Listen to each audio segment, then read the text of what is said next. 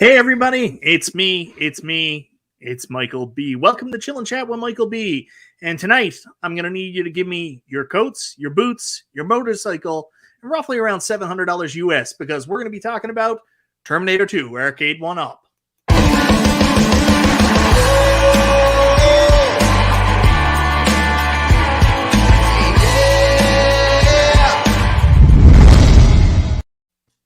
Hey, Justin, what's happening?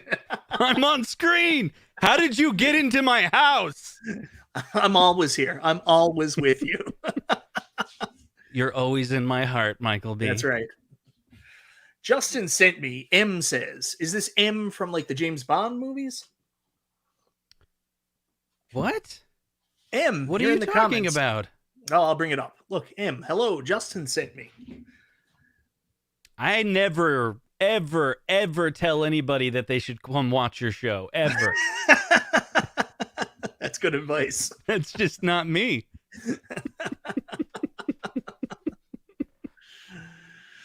So, Justin, we're here. We're going to talk about Terminator 2 tonight, and it's going to be really interesting because it's the only game on this cabinet to talk about, so we've got time. Well, let's talk about that. What if, I was thinking about, we're all like talking about how like, oh my God, there's only one game on it. What if they tricked us? You know, they like to like, there's been times in the past where they're like, we're going to mess with the audience and surprise them with something. Do you think they might be doing that? Maybe, but it's always that weird situation. Like, you remember from doing the 1UP Weekly when NBA Jam was coming out, and everybody was kind of, I'm going to use the word trepidatious about NBA Jam, but then the rumor came out. That's a big word. I got to look that one up. So then the rumor came out that trepidatious, yeah. What you're waiting for me to? Yeah, I am. I want you to pick it up. Okay, for those out there that don't know what trepidation, now it says trap. I don't even know how to spell it, dude. But I'll keep telling the NBA Jam story while you're doing that. While you guys were on 1UP Weekly, the rumor came out there that we might get a special ROM of NBA Jam from Arcade1Up that had Michael Jordan, and then there was some talk about Gary Payton. So everybody started getting really excited about this rumor that was just a rumor, right? There was nothing else to it, but it was a rumor. And then when the cabinet came out, people were upset. They were like, oh, I thought we were getting the Michael Jordan ROM. And I was like, why would you think that? No one from Arcade1Up ever said there was like, but the rumor was out there and a lot of people talked about it. That's called fake news, right? Hold on. So, okay, it's tremulous fear, alarm, or agitation. Trembling, quivering, movement, tremor, trepidation. Yeah, I've got a vocabulary like Nick Bockwinkel. No one's going to remember who that is from wrestling, but Nick Bockwinkel is my idol. What you're saying is we on this show tonight should not be or take party to any rumors that could cause fake news. I think that's the takeaway. A little bit. I'd be nervous about telling people there's going to be an additional game on this or trying to lead people down that way, because I don't think we should. And I know for a fact that John D's been on Twitter today, like answering people's comments, and he's like, no, guys, one game.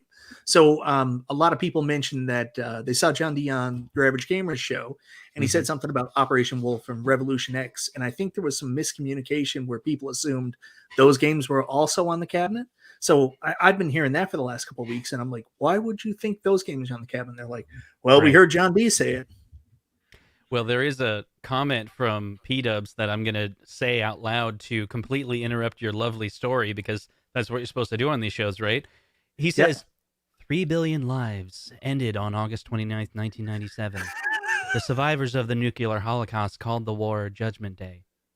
They lived only to face the new nightmare, the way against the price increases? What the heck? I ran right into that one. Sorry, go ahead. Because you bring it up. They only live to face the new nightmare. I was trying to do my best Sarah Connor. 3 billion lives. No. I don't know if there is a good Sarah Connor.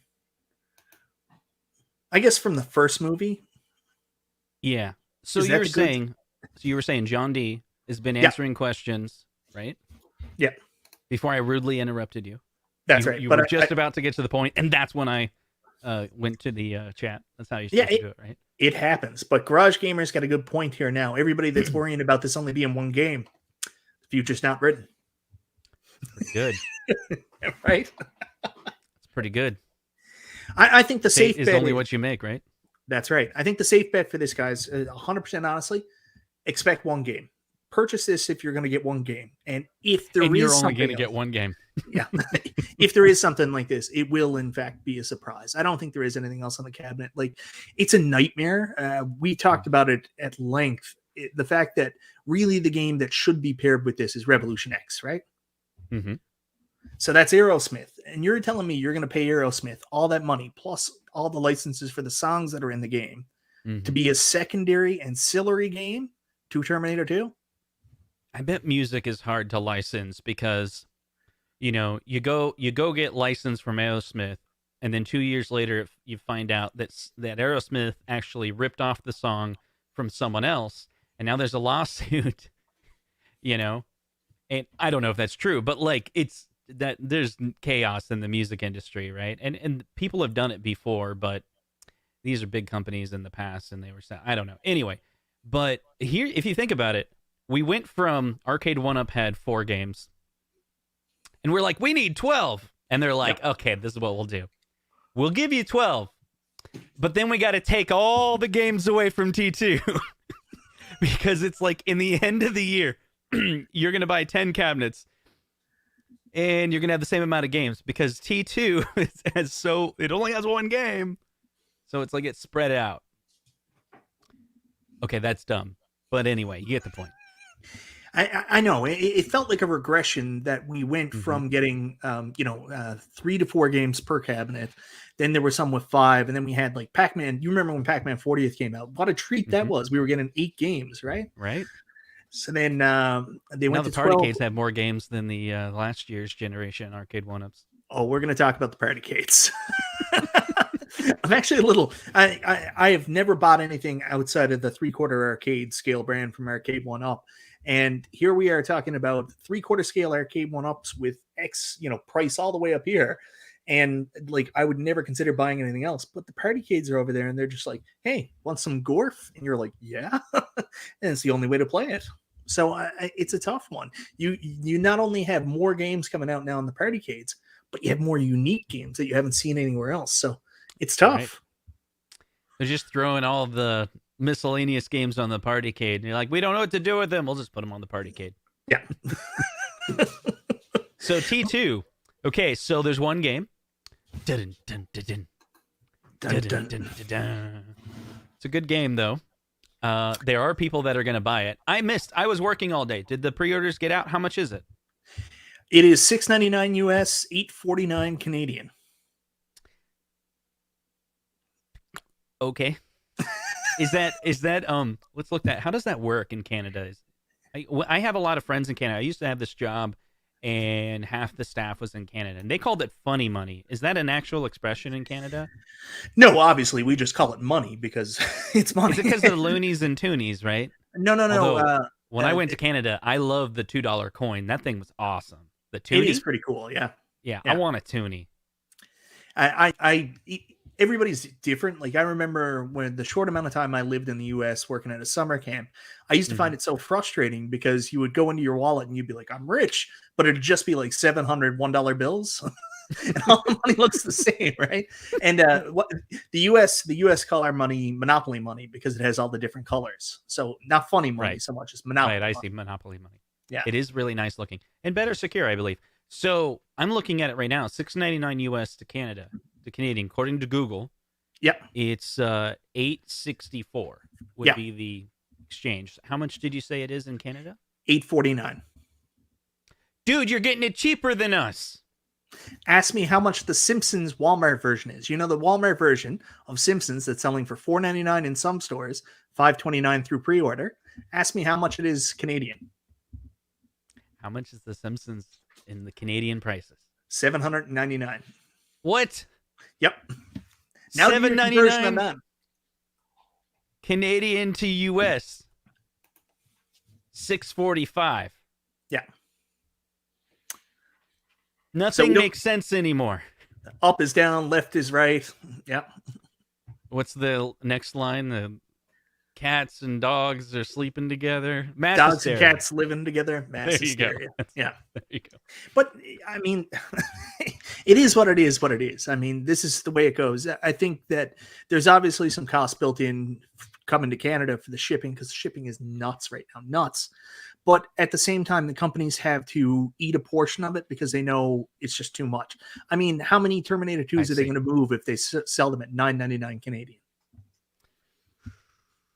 Hey, here's, I don't know, but I think this is the thought I have. This is the kind of the thing that's been in my head for the last week or two. It's either a must buy or a pass. Yeah. I think it's binary. Like, let's say, for example, Nick reached out to me today and was like, it's your fault that Mandy got a Star Wars pinball. And I was honored that I provided that FOMO for her. And it was a live stream that I did with my daughter. It was just very off the cuff.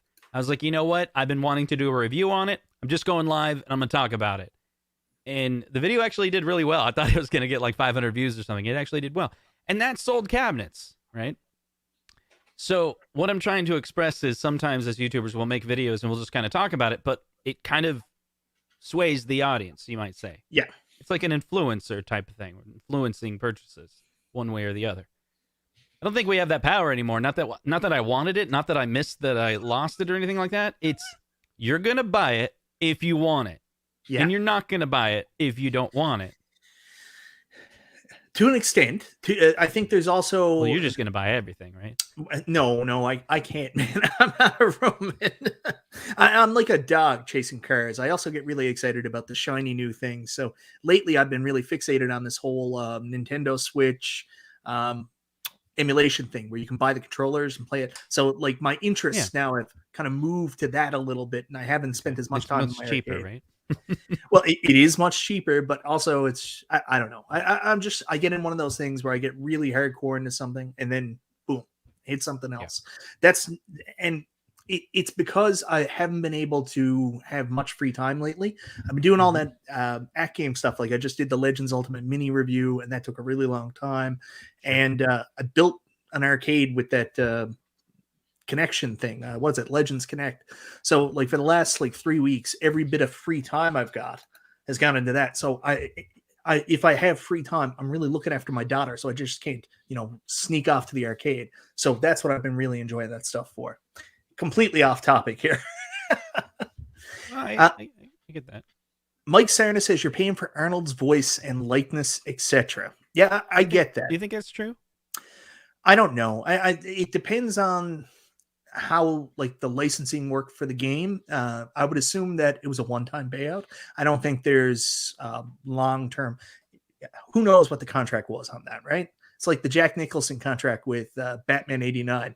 I mean, he's going to get paid to eternity for Batman 89. Well, yeah, some of those movies, though, they do that deal, right? I think I remember hearing that, like, Toy Story, Tom Hanks, like, he asked for almost all, like, profit sharing or whatever. Yeah. And he's doing quite well from Toy Story, right? All the residuals and royalties. But, I don't know, like, did Arnold actually get a phone call, and he was like, hey, or is it, I don't know how any of it works, like, do you know what Powerblade is? The NES game? Like a skate game? No. It's this. It was on the. Oh, I can't remember. It was in the 20s. It was a Nintendo Power cover game. And anyways, it's a famous game because they actually got sued by Arnold Schwarzenegger's camp because the actor, the art on the package looked like it was an Arnold Schwarzenegger ripoff. So they sued. I see it now. They sued Powerblade. And then Powerblade came back with and said, it's not Arnold. And they were like, there's no way it's not Arnold. Then they actually showed the model and they were like, it's not Arnold.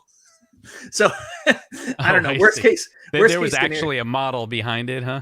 Yeah, there was actually a model that was see. done. So it's a Tato game. I see it. It looks, I don't think I ever played it, but it kind of looks like incredible. TMNT. Yeah, it's really good. Like I bet it has horrible sprite issues, right? Like all these enemies on the screen and it. Like anyway. No. Not that bad. Anyways, Powerblade. Bob Woif says Powerblade is expensive.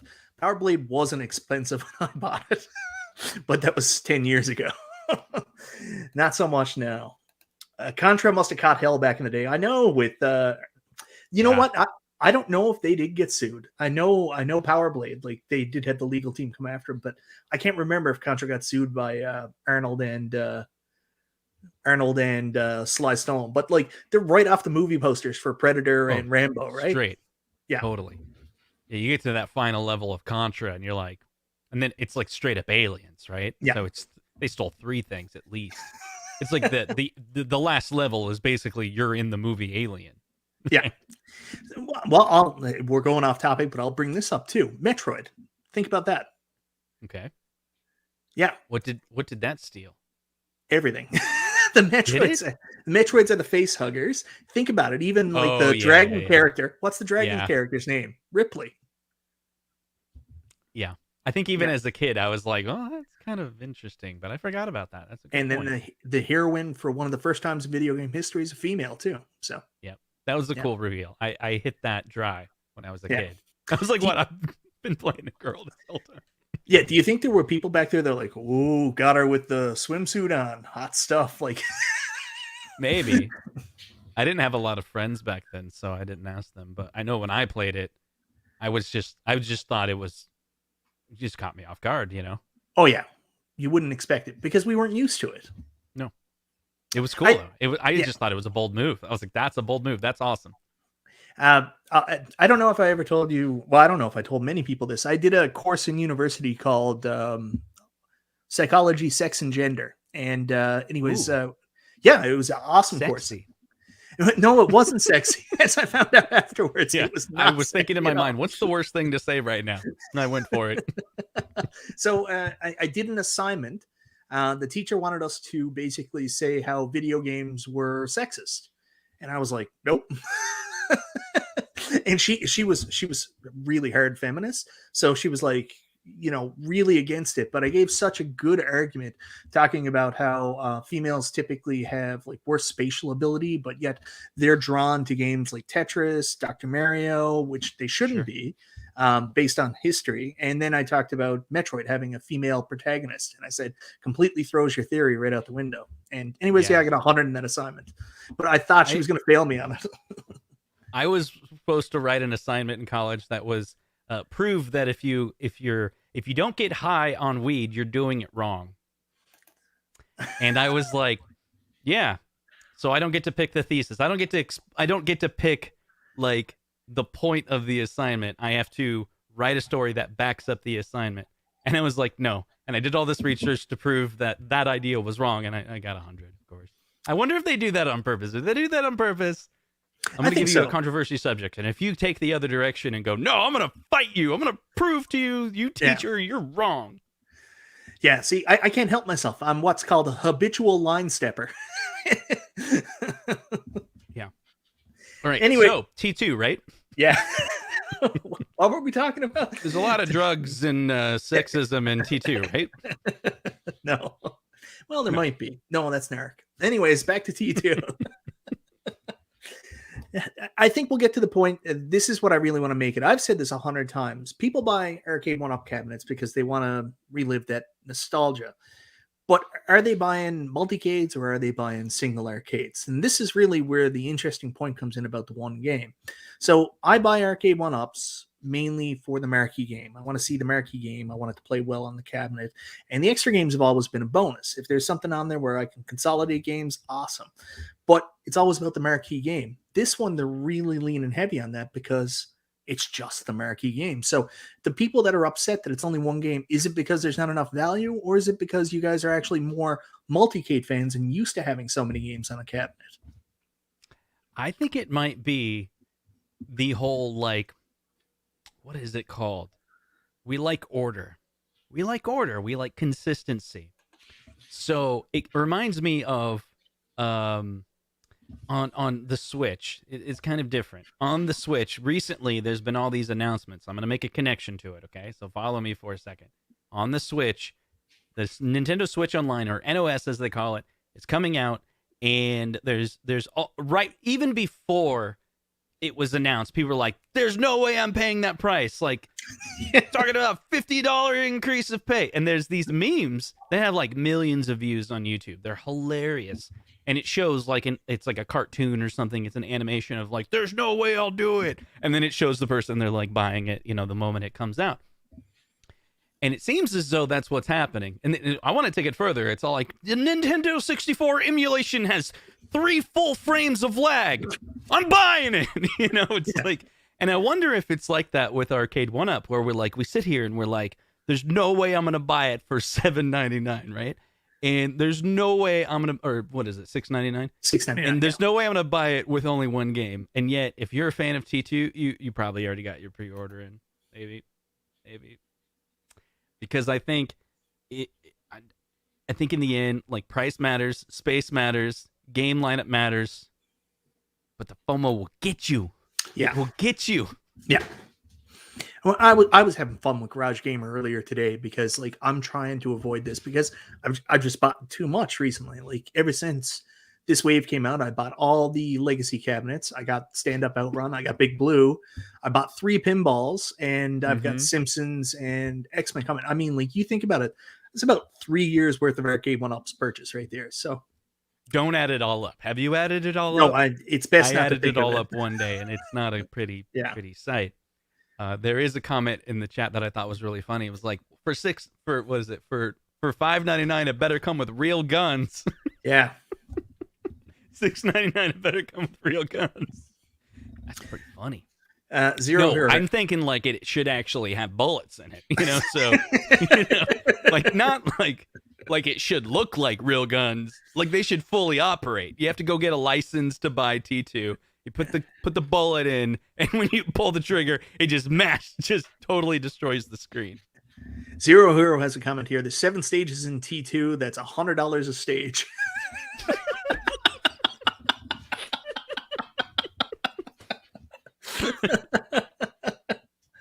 Oh man.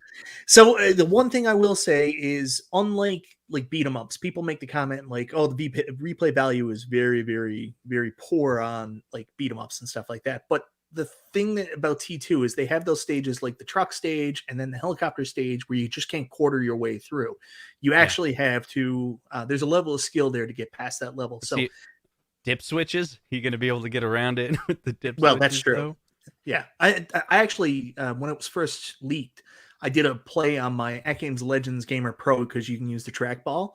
And I mean, I got to that helicopter stage and what a nightmare. I was there for probably an hour just trying to beat it. And I couldn't. I even cheated and had 2 controllers going at the same time. I just couldn't get through it. Does it feel like you're playing a beat 'em up at that level? I'm sorry, excuse me, I burped. So are you like mashing like crazy, or is it real strategy? No, well, like you can, you're not supposed to, but you can hold down the buttons, and that's basically what I was doing. I was trying to, because the helicopters come from certain angles, so I was trying to hold off the helicopters from coming in and hitting the truck at that time. But the helicopter run is brutal. Like, people are here in the comments saying that's a 2-player to get through right there. So what do you think about, there's a couple different complaints that people have. Maybe we can go through them, so on the top of my head, why do you think they made the guns colorful? Color gate? I don't know what you want to call it, like red and blue gate. Justin, you're around my age, right? I think we're the same age, dude. Yeah. So you remember when we were kids and they stopped selling toy guns that look like real guns, right? That's what I remember. And that's the same reason with T2. They can't sell the guns, especially where they're removable, if they look like real guns, because they're still a toy company. And why could they do this before? Is it because you can sell it to a commercial establishment? Yeah, but you can't sell it to your home. Yeah, I would assume. I would assume it has something to do with that. It's the same reason we'll never be able to get the original Megatron re-released.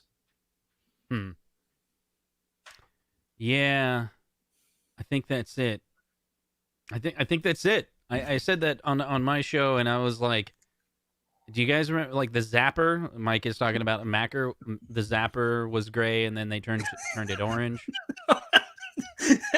That was like the most unnecessary one, but I get it. I know why they did it. I remember news back in the day. It was like, maybe it was just my mom making up stuff. She's like, you gotta be careful. By the way, this is what my mom sounds like. You gotta be careful, Justin. There's these people out there. They got these guns, the toy guns, like your light gun for your Nintendo. And a cop shot the kid. Yeah. Mom, it's orange. Still. They're all gonna laugh at you. Yeah. It's Simpsons, right? No, Adam Sandler. Adam Sandler. Yeah, I can't remember which tape he did the skit that was always like, they're all gonna laugh at you. I can't remember. Oh, that's his album, right? Yeah, yeah. That takes me back, dude. I haven't listened to his album forever.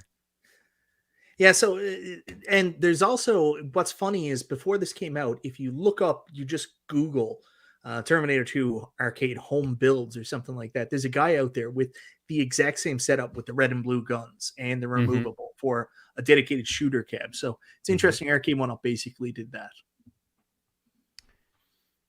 Well, if you're going to do it, it does look like it matches the theme, right? There's if you look at the arcade cabinet, according to Zohar, we're supposed to share a website within 30 minutes of doing a podcast. Like, if we don't do that, we're not following the script, right? Whose website do we share? I think it's arcade1up.com, and we look at the T2, and then we can all like just be like, look, the gun is red and the other gun is blue, and then the buttons are red and the buttons are blue. At least they kept it in theme. I know, like, you're not supposed to do this. You never assume, but I always just assume that people have the same level of interest that I do, and they've already gone to the website and looked themselves, so they'll just know what I'm talking about. That sounds good. I like being descriptive. Let's try. Yeah. So imagine there's this very tall cabinet. Yep. That comes to about this far in your head. The marquee is around here, but when you look down, you can hold the guns and you can shoot. But guess what? There's only one game. Well, and that's the other thing. When this first leaked and we saw that the guns were removable, and we know why the guns are removable, but when we saw the guns were removable, the first thing I assumed was, well, that's because not all the games have the same control schematics as T2. That was my assumption. That's the thing. If you're going to do one game, you could actually do like a replica. Right? You're not hindered by anything else. You could have done it right. So what about the idea where, think of an Arcade1Up. I'm gonna have to describe this because there's no pictures. So check this out. You have a screen and you just move it back a little bit. And then you mount the guns. They won't hit the screen now because and then imagine it's like a Donkey Kong cab, or, and there's like this little glass, the plexiglass. So there's space between the plexiglass and the actual screen. And then you kind of extend the shelf a little, the little thing it's on, and then you can move the guns. Or I was watching 19K Fox last night. I think he mentioned something about, what if you only did one gun? Yeah. Well, then you would never beat that one level. Well, you need the two guns. You're damned if you do, and you're damned if you don't. That's the thing sometimes with this stuff. When you have limitations like Arcade1Up does, in order to flat pack their cabinets, I don't know what their, John D talked about this a lot. I don't know what their actual take home is on these, their margin, but they're trying to do it under a certain characteristic. I don't think they're assuming they just want to do it wrong. They're trying to do it in a certain way. And then if they did do it with only one gun, everybody here and on the fan groups would be saying, $6.99 for a cabinet that's only one player? Get out of here. It's not a two-player game. It's not realistic. Sure. Gotta have something to complain about. Yeah. I can think of three things I can complain about. I don't, the color, whatever. I get it. I don't care about that. Yeah. Paint it black. Yeah. It should have had a coin door, maybe. Did they forego the coin door because of looks, because of price, because they knew it was going to cost a little bit more and there wasn't much room for it in the margins?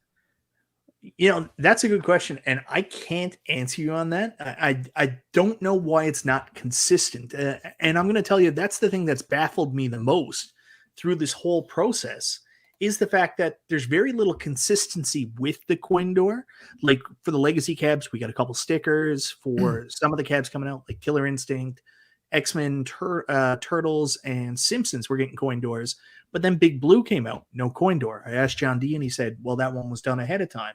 But now we're getting these Yeah. newer cabs coming out that were later, and we know they're later. No coin door on them either. So what is it? Maybe he's right. Maybe this was done before. That's true. They've done it before, dude. Like if you go back last year, 2020, you go back to 2020, we saw things at CES that were thought they would come out by June, but they didn't. They didn't come out till the end of the year.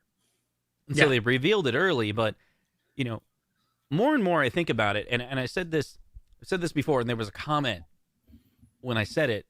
This is basic project management 101. And I was like, it took me back to college when I took all these project management classes that I really hated. But anyway, there was this class that was like, you're going to build a rocket, right? That's what you're going to do this semester. You're going to build a rocket. So as a project manager, you're going to design the entire thing. So here's the entire pricing model of what it costs to build a real rocket. But what you're going to do is you're going to scale it down. So the first project is going to involve calculating the cost and the roadmap of how long it would take. And guess what? The figures are not just because you're going to build a rocket and put it in space or whatever, and you're going to achieve the same thing at a smaller scale. The figures are not linear. They're not perfectly equal, right? Like you have to go into every single detail and figure it out. And it reminded me of that class, this idea that Arcade1Up does not sit there and say, this cabinet cost $200 to make. We're going to sell it at $700 so that we have a $300 profit. That's not how it works. We're going to spend millions of dollars on this project. And then but before we spend a lot of the money, we're going to go to retailers and see if they'll buy it now. Put your orders in now. And we're like, how many are you going to order? Is it 10,000 or 100,000? Because we haven't even really finished the project yet. Yeah. We're like 3 months into a 1-year project. How many are you going to order? They're like, we'll order 20,000. Okay, cool. So that's our budget. We got Walmart and Target said they're going to buy us this amount.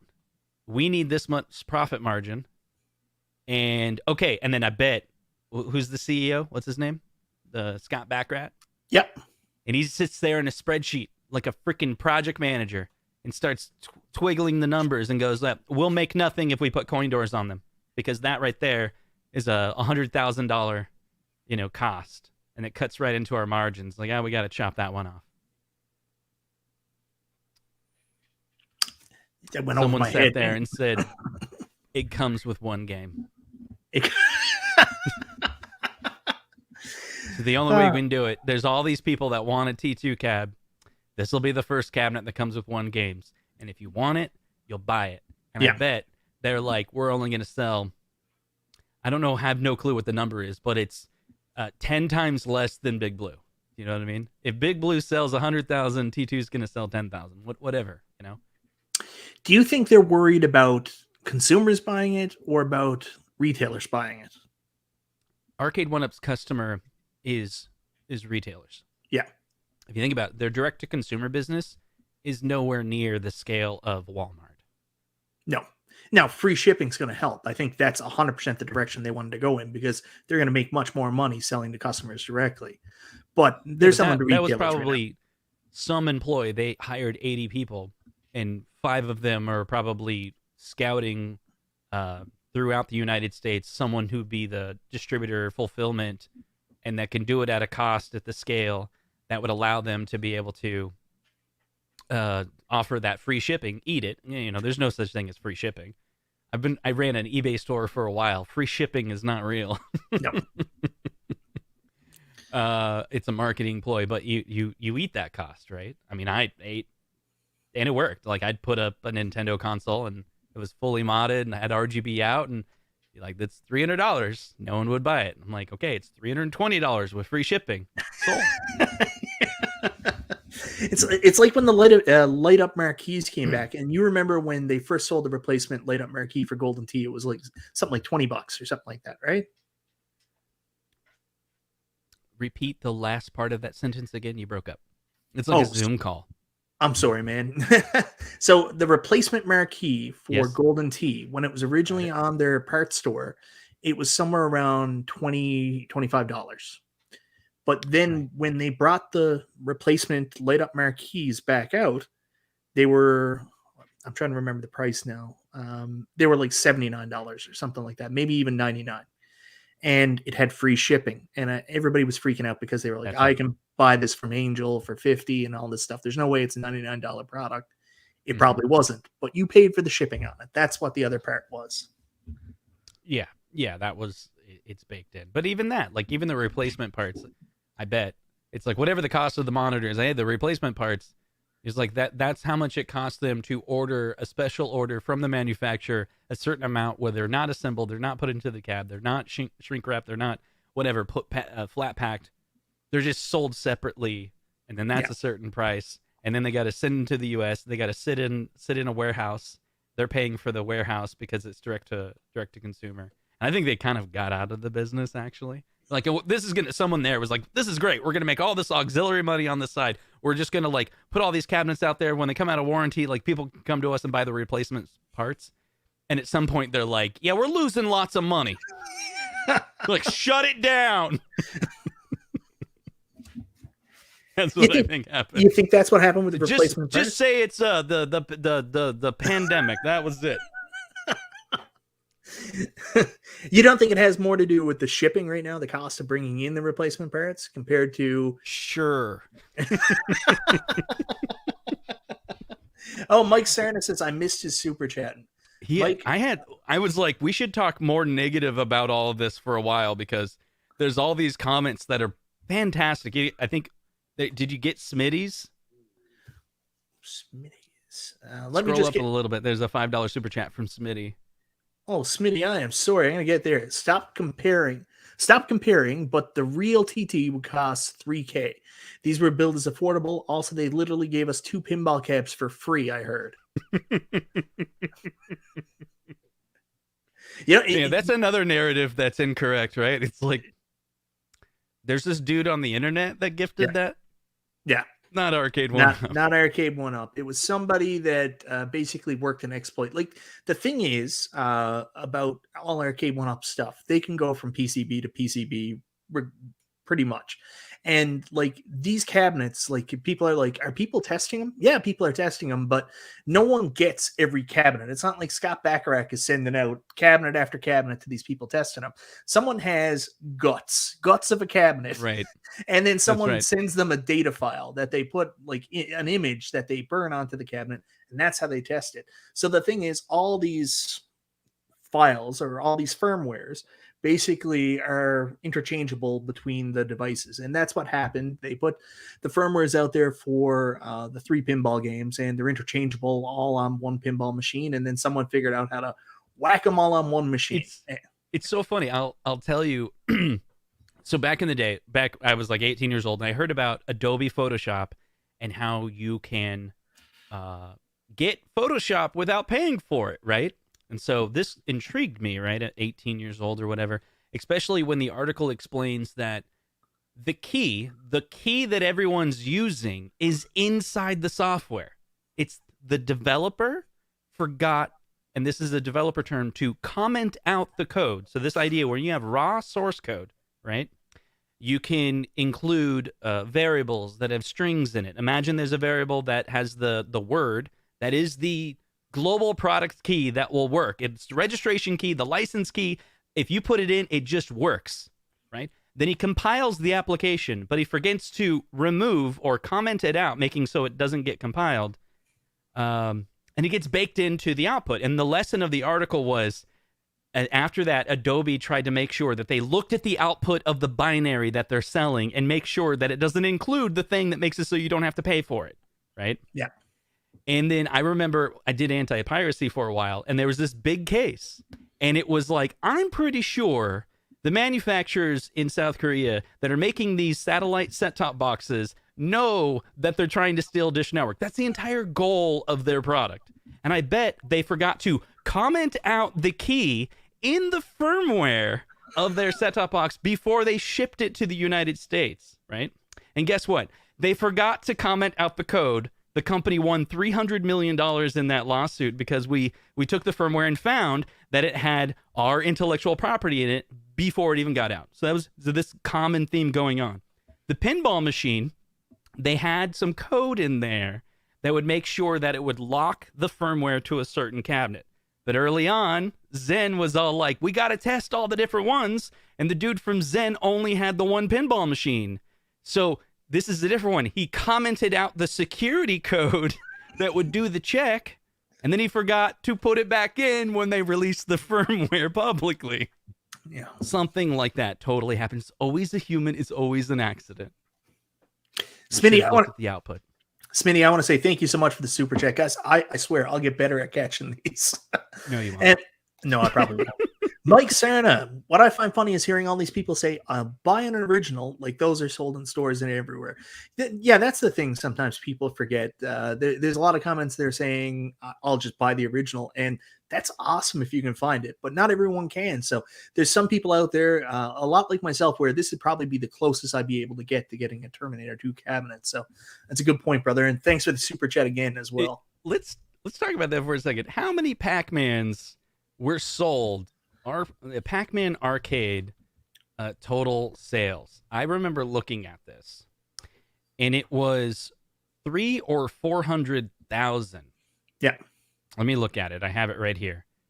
Once I get past these cookies. PacMan sold 400,000 units. Total.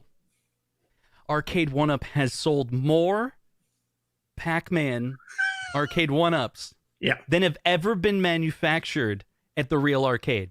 If every single one of those people were like, I'll just buy an original, there'd be a whole bunch of people that are twiddling their thumb doing nothing. Yeah. It's an interesting argument, is very true, but there is a 100% limited supply of original material. You can use the same argument. Like, it's really frustrating if you have an original arcade. I'm worried about the original arcades that I have. One day, the CRT will go out. What am I going to do? I can go find a replacement. There's different options.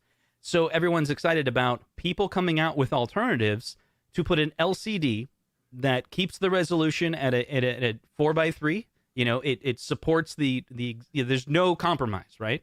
Yeah. So they're putting that monitor in there, and it's going to restore that cabinet. You could kind of use that logic and be like, well, some of the people, don't have, I don't know where I'm going with that, but you know what I'm saying? I do. I lost it. Yeah. No, I do, because at some point it's going to be almost impossible to get your arcade cabinets up and running again, because CRTs are running out. They're going to become harder and harder to get. I watch a lot of real arcade stuff, believe it or not. I know it's taboo to cross those paths or cross those streams, real arcades and Arcade1Up, but I watch a lot of the real stuff, and it's so funny how much things have changed in the past 5 years. 5 years ago, you watch these guys and they're like, you will never ever see me put an LCD into one of my arcades ever. Right. Ever. Now they're like, yeah, I'll save okay. Yeah, it's okay. It's okay for this game and it's okay for that game because it's not really my favorite. I think some of these cabinets, it depends on which cabinet you have. Like, you go to this real arcade and it's like, there's all these replacement parts. And Retro RGB has a couple videos. It doesn't really get into it. He literally does not want to share in detail how to do this because he's afraid people will hurt themselves. But there's a series of real consumer grade televisions that are freely available on the market. Do you remember televisions that would, when you turn them on, would be perfectly blue? You didn't get static. It's just solid blue. That is actually ran off of a special chip that's in those boards that doesn't take any of the feeds. It's called the on-screen display. And you can actually connect RGB to that. I don't know if you've seen these mods. So you can take anything that supports RGB and wire it directly to that. And it's actually, the screen goes blue and then all of a sudden you see the game. If you change the channel, it's like, no, it's actually happening over here. And you can get really high-end commercial grade quality on a consumer grade television. So find the right 19-inch monitor that has that exact situation, and then open it up and try not to die when you are working in the back. There are a lot of arcade experts out there, but if you were to say, we want everyone to know how to do this, some people are not going to be skilled to be able to do that. Yeah. I remember watching Ralph, the first time that Ralph actually discharged the TV, and I was terrified because I had heard from friends about, I was actually scared for him. I was like, oh my God, because I heard from friends so far, like, all the problems they have with discharging the CRTs, and there's a risk factor with real arcades. Everybody's like, yeah, real arcade collecting's awesome, but you can literally really hurt yourself with some of the stuff in there. It's not a joke, right? Yeah, like when I was about 20 or something, my wife and I had this small little apartment. We got this TV, and we did something weird where this is when cable boxes, they started using the thick quad shielding RG6 cable. That stuff was thick. And I worked for the cable companies. I'm like, everything I'm doing is the quad shielded RG6, right? And so I like move my DVD player, and the thing is so thick, it actually breaks the coaxial part of the TV. So I'm like, that's okay. I can fix this. No problem. I open up the back of the TV, and I get there, and I'm like, oh, there's a little, kind of looks like a matching transformer kind of thing there. I can repair that. And the thing's unplugged. And my wife is right there. And I jiggle something, and the whole thing, like lightning strikes. That's what it looked like. Lightning. Yeah. The back of the screen. And I'm just frozen. And my wife goes, never open the back of a television again. And then she looks at the warning sign. She goes, it says you should never open a TV, even if it's unplugged. I didn't know what. I had no clue. I saw all those wires. I could have easily just went, hey, what's that? I didn't know. Zohar, lightning crashes. That's not playing in the background. Yeah. So I want to move back to the Arcade1Up factor. So there's another reason why people may buy this, and the one game won't be that big a deal. And everybody's talking about, like, are you really going to pay that much to have Arnold in your room? Well, Zohar brought this up, and a lot of people are making this joke too about Tron. I mean, Tron isn't really the best game, but it's so pretty. It's such a nice looking cabinet. And we go back to that whole functional furniture idea. Do you want it just because you want it? And that's one of the problems that I have with this, because it's right in that sweet spot. I fell in love with the arcades around 89 to, that mid 90s period. That was really my, big era.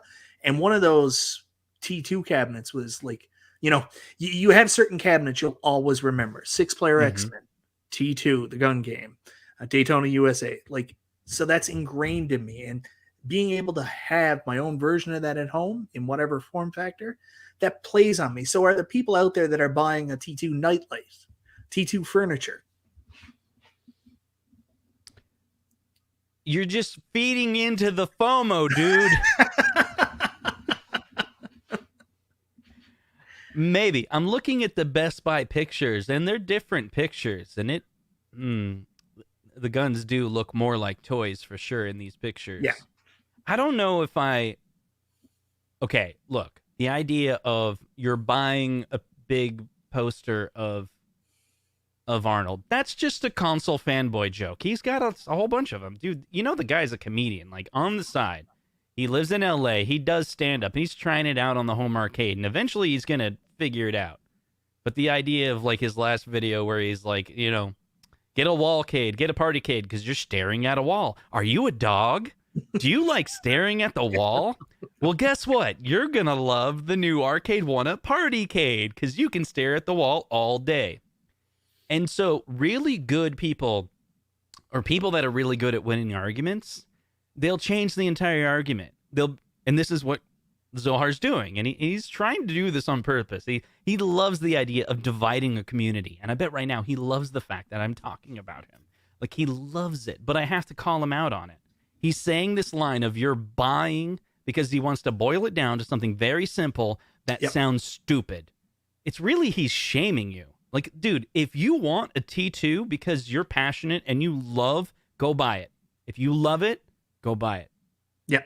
If it's not for you because you're like, that price is too high and I don't think I want it, don't get it. That's your pass. That's your brain telling you it's time to pass. And maybe, so it's available at Best Buy. It's available at Arcade1Up.com. Those are two sites that almost rarely, never, ever discount.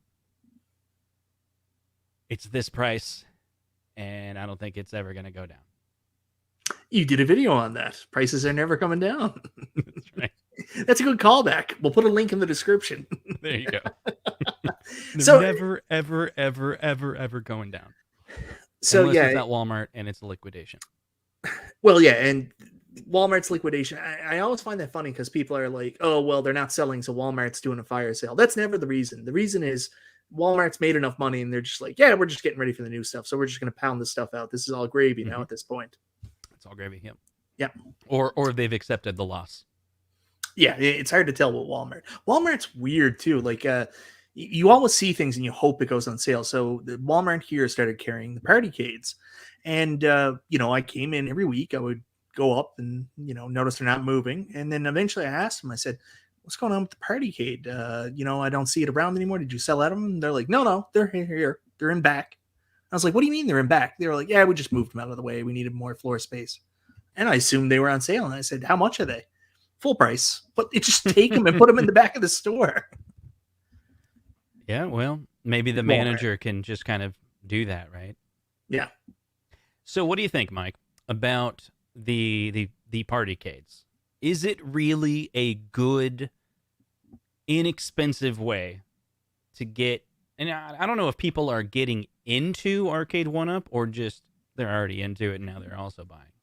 So, do you want my honest opinion? I was gonna do a video on. No, this, I want your YouTube opinion. The shill, one. The shill opinion. Okay, Let's start with shill and then give me your real opinion. No, here's my real opinion. I think I think there's an addiction to this hobby.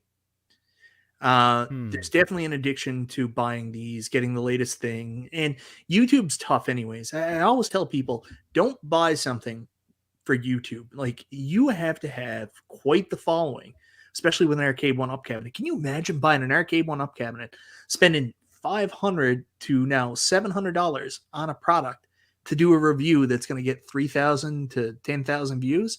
That's not a good investment. So do not buy Arcade1Ups so you can do reviews. Only buy them if you want them. That's what I'll say. But you're like, speaking from experience, it's not a good plan. No, but anyways, I'll tell you honestly, there's only one video I've ever done that actually performed. If I could somehow put lightning into a bottle, I would get a cabinet for free. And that is my Star Wars video that has 130,000 views. Yeah. That one paid, I will say out loud, $500, and the cabinet cost $500. I had no clue the video was going to perform that well at all. There's only like 4 Arcade1Up YouTubers that have ever even hit those numbers.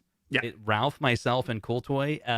Then there's like RGT85 and then a couple others. But I mean, like the ones that cover the space consistently, right? And I mean, I completely got lucky on it. But like, it's not like you're saying. If you want to get it because you want it. Yeah. Right. I mean, it's ridiculous to think that you're buying stuff. You're talking about 19K Fox spending over $3,000 in the last couple of weeks, right? That's what we're talking about? I'm not calling anybody out. I'm just saying it. I mean, it just doesn't. Hey, I'm friends with him. I reached out to him on Twitter the other day, so I can say I'm his best friend now. So, Hobby Hands, thank you very much for the super chat, by the way. That's how I got my TMNT at discount. They had none in the 1-up section, but I asked and they were in back. Yeah, you don't know. So, I mean, it's that old retro video game collection thing. Like, you go up to the guy selling the games and you're like, hey, I'm a big collector. You develop like a rapport with him. And then all of a sudden he starts saying, hey, I've got Sunset Riders at home. I might be willing to sell it to you. So it's the same thing. Like, you just go in, you ask, and there it is. LOL, he called himself out. I don't know what you mean, your average gamer. Believe me, I'm not buying these to review them, brother. I lost my thought. What was it? Where is it? I lost my thought. It happens. It happens. So are you saying that you're not interested in the Partycades because you're truly not interested in it, and maybe you would buy it just for a review, but you can't allow yourself to buy something for a review unless you actually want it? No. I wouldn't buy something unless I plan to have it for my home. I don't believe in buying stuff for reviews. I think like it's if you want to do it, cool, but just make sure you know what you're getting into is all I'm saying for that. With the party. Okay, go ahead. I'm sorry. Have you ever made a video about like newsworthy Arcade1Up stuff, and then you convinced yourself that you should buy it by making the video about the Final Fight? Was that for me? Like, I made a video on Final Fight, be like, hey, good morning, everyone. Check this out. We have a new Final Fight that's coming out, and here's the prices, and here's the games that are on it. Wait, I remember that game. I'm sitting here editing all night. Brainwashed myself into buying it. I brainwashed myself because I'm almost there with Defender, dude. Yeah, but it's got. I've been making so much content as Defender. I'm like, those games are good. They are good. Okay, I'll come back to that, but I want to get back to my original point because we went so far off it. But I think people are kind of addicted. There's an addiction to buying Arcade1Ups, and maybe I'm just putting my damage on everybody else out there. That's possible, but I think there's an addiction to it, and I think that there's this thing there now where the prices are so high, people saying they can't justify it, that they're looking for other outlets to spend their money on from Arcade1Up. So all of a sudden P-Dubs bought that like countercade, the Marvel superheroes countercade. So people got really excited about those countercades and then started buying those. And then now these partycades are coming out and everybody's really excited about those. Is it that you're addicted to buying Arcade1Up stuff? I know I am, but you don't want to spend the full money. So now you're looking for other options. It's a cheaper dopamine hit. Yeah. It's only $200 for the dopamine hit instead of $700. John D, why are you raising the prices? He's behind you, right? Yeah. I heard he hangs out in this show a lot. But Emery Arcade says, yes, we are addicted.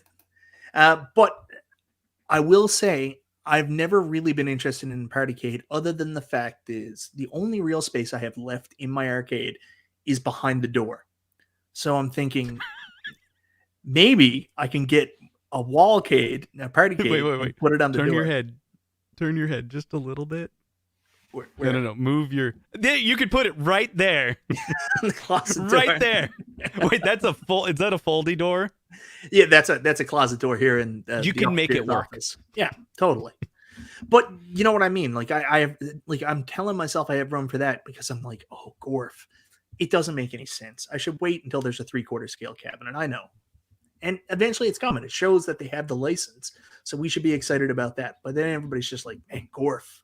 And that Galaga one's pretty good too. Which one are you leaning towards? Defender, right? Defender. Yeah. If I was going to do it, it'd be Defender. And I feel bad because like I felt it bad today. Someone commented on one of my videos. And they're like, hey, really appreciate all the information. But by the way, the free shipping, it's already gone. So what we didn't know was the free shipping was this weekend. But what we found out, because another person commented that was really awesome. I'm sorry, I can't remember his name. I can picture it in my head. Ends with 2K. Anyway, so he's like, okay, I bought last week. It didn't come with free shipping, but then it did come with free shipping for only the weekend.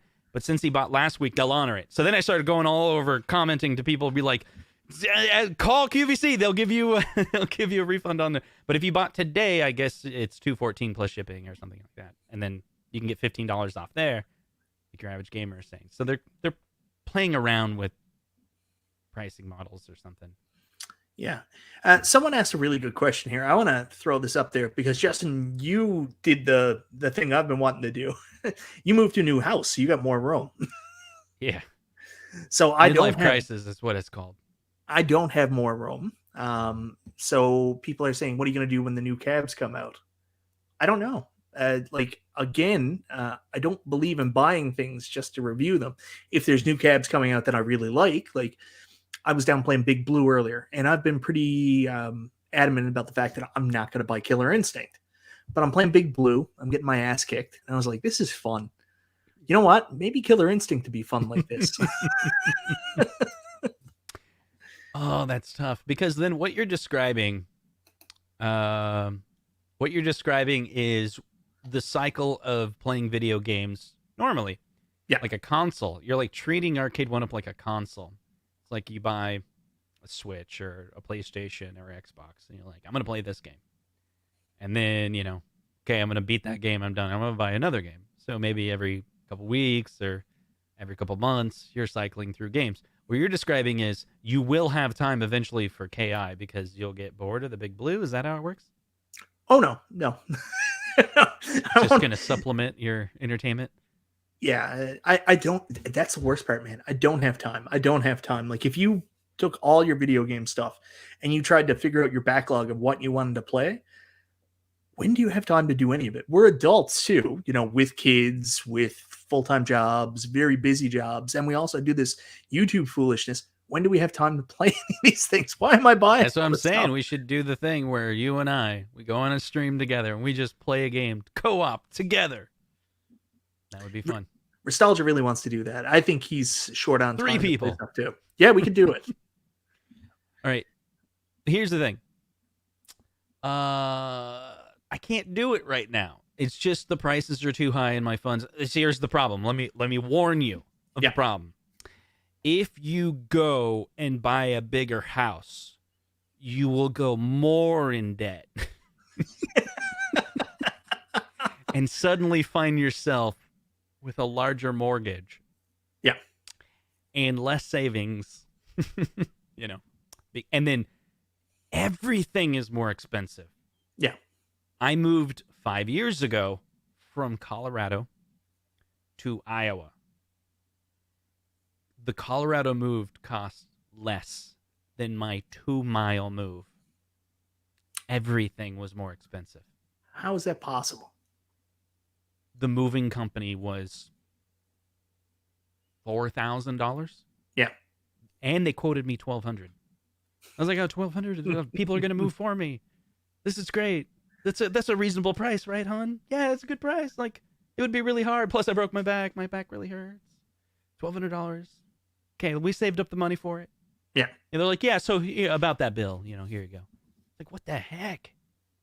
And they're all like, we got to get second truck. That's 6 people helping you move now. Okay, go ahead. Yeah, so it takes a while to get that money back, right? And then so it's tough, man. That's my situation. You got to respond to those people with a quote is a quote is a quote. That's what I always say. And then we'll see where it goes from there. I hear you.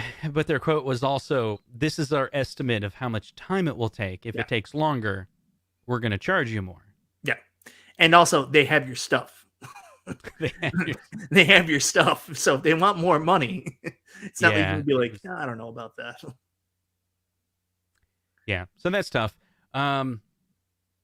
KI was never my game, so I don't think I would get that. Big Blue, I'm interested in getting though. It's fun. I think I'll get it. It's fun. Like I'm people are mopping the floor with me. I haven't won a game yet. I have one double knockout. That's the closest. Are you still enjoying it? Yeah, I'm still having fun. I don't mind losing. It's just part playing of the random people, or you're like, oh, okay, come Zohar, I'm gonna get you. Just random people. Like I've had very little time to play, so I just pop on and I'll just open up a room that's just completely open, and then people look at me and they're like, "There's some easy wins. I'm gonna level up." So that's kind of the way it's been going so far. I am got to get back on the topic before we close up here. So T2. What's your final assumption, Justin? I don't know where you are on this game. I know from the fact that it's a shooter, it's one game. What do you think? Is this a game you would be interested in? And if you're not interested at the current point, what would change you? What would change your interest? Here's my advice for everyone. This is what I'm going to do. Go watch T2. And if the end, you want to buy the cab, buy it. But if you have the feeling of you shouldn't buy it, then don't buy it. That's the test. Go take the T2 test. That's not a fair one. Because you get all hyped up. You're like, yeah, when you watch the movie. That's true. That's really bad advice, isn't it? It is really bad advice. Well, no, it's really good advice. Think about it. You'll know for certain. You'll take the test. If you go watch the movie and you're just not feeling it. Like, what if watching the movie satisfies you? Yeah. You're good. If it doesn't satisfy you, you know the answer. You know what to do. I gotta answer Mike Sarah. Thank you again for the super chat. Your original question: can one game arcade sell? Yes, I think so too. Depending on how they're done and for the right title, make them great. Make an unforgettable experience. Spy Hunter, Qbert, Tapper, 720 Defender, and I think they talked about this with the premium line where you would order directly from the site. So thanks again, Mike Sarna. I think it's there. I gotta figure out how to get him off screen. $100 per level. There he is. So here, Zero Hero coming in, making sure we are all aware. So where do you stand with it? So you asked me a question earlier. Have I ever made a video where I pigeonholed myself into buying a cabinet? And I will tell you no, because I did make a video. I made a video a little while ago talking about cabs Arcade1Up absolutely have to make that I would immediately buy. One of the cabs I said was Terminator 2. They released Terminator 2. Put your money where your mouth is. But I'm not going to buy it. I am not. You're a logical, reasonable adult. Yeah, mostly that. But it's just I bought so much lately, and I'm really excited about T2. And I think that the experience is still going to be really good, even though it's not exactly arcade perfect. But I have to hold off on it right now just because of everything else I got. Okay. Now, what if it was $4.99? See, if it was $4.99, I think maybe I'd be more interested. Yes. Okay. If the price was more the reasonable. same price, but it had the Aerosmith, was it Revolution X? See, this is the question I asked you, but now you're turning it around on me. Of course I am. I'm not so much worried about the one game aspect. That doesn't kill me. I'm here for T2. I'm here for T2, here for the art. It's a little pricey, and I don't know if because I got to sell something in order to bring this in. So that's where I'm to. That's the question I got to answer, right? What if it took up no space? What if it took up no space? So I want to show you guys it's a T2 projectorcade. It's a T2 projectorcade. Hold on, Justin. You got to hold down the fort because I'm going to try to get this up here now, and I want to show everybody. There was a really interesting comment in here where someone said, like, this is not going to work. The logic doesn't work. You don't go to the grocery store starving. That's like watching. But see, that comment is almost like, well, you're starving, so just go buy the cabinet, right? Right? Like, you're going to the grocery store. The entire exercise is to figure out whether you truly, really do want T2. I mean, this reminds me of that Office episode, right? You remember? What is it where that, you guys in the chat, do you remember? It's like, is this girl hot? Like, the game is not Hillary Swank. Hillary Swank. Is Hillary Swank hot or not? Right? Is T2 a must-buy or a pass? And the answer depends on you. And I think it's the same thing. My Life in Gaming, you're a big fan of them. Yep. They, I think, backpedaled very slowly over time. They're making this great content and talking about basically this is the elite premium way to play video games. The only way to play video games is if you're either using original hardware or an FPGA. If you're using a BVM monitor that's a broadcast monitor that used to cost $10,000 and you found one for $100, 19-inch, and it has, BNC connectors through RGB directly to your retro console, perfect 240 lines of crisp pixels. It's the only way to play it correctly. Yeah.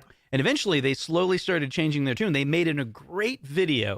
It's like 30 minutes long, and it expresses this idea of, now it's kind of like they were, in a nutshell, they're like, we were wrong.